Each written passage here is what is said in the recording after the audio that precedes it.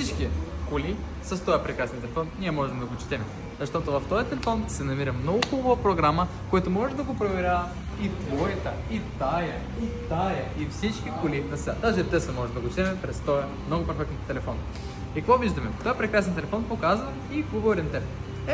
Пич, гледай там, погледни, посмотри и давай да го направим диагностика за твоята кола. И виждаме този прекрасен Volkswagen и той пише, че е проблем в датчика на външна температура.